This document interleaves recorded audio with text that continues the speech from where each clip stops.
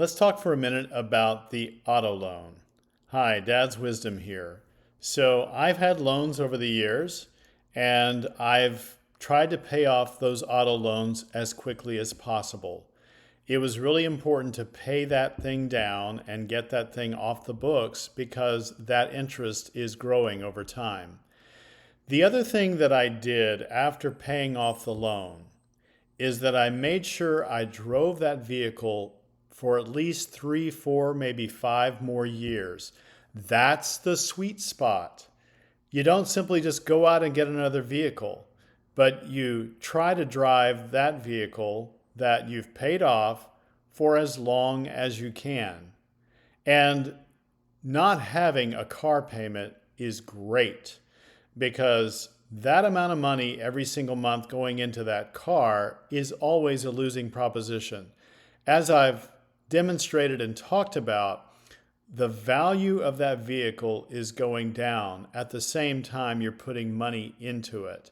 And it's just not a good place to be. So, paying it off quickly, better yet, paying cash. Maybe you buy a car that isn't great to look at, but it was cheap and it's reliable and gets you around. That's a wonderful thing. But if you have to have a car loan, try to pay it off as quickly as you can. These car loans for 5, 6, 7 years and beyond are disasters to you and to your financial future. Because again, you're taking great money every single month and you're pouring it into something that's losing its value faster than you can keep up. So later on, as your wealth grows, you're going to be able to go out and buy the car that you want, maybe without a loan at all. That's fantastic. Or maybe it's a loan you have for a very short amount of time and just pay off altogether.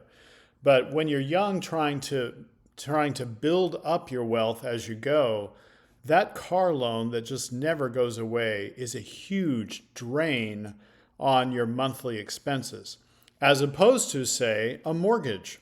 Because you can say, well, I could be paying a lot more for a mortgage. Yes, but you're putting that money into that asset that has growth over time.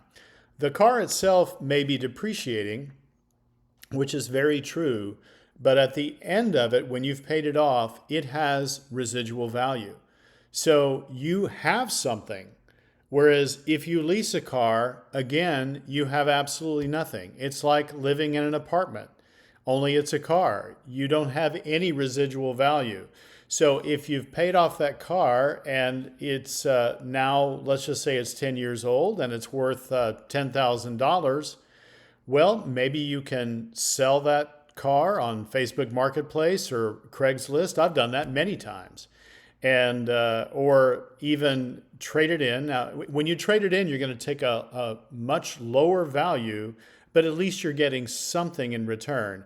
I always try to sell the car first if I can, to somebody through one of those platforms, and then take that money and put it toward another car. So even though it's not necessarily an investment and it's depreciated a great deal, I still have something of value at the end, especially if I've committed to driving it after I've paid it off for at least another 3, 4, maybe 5 years. That's the sweet spot.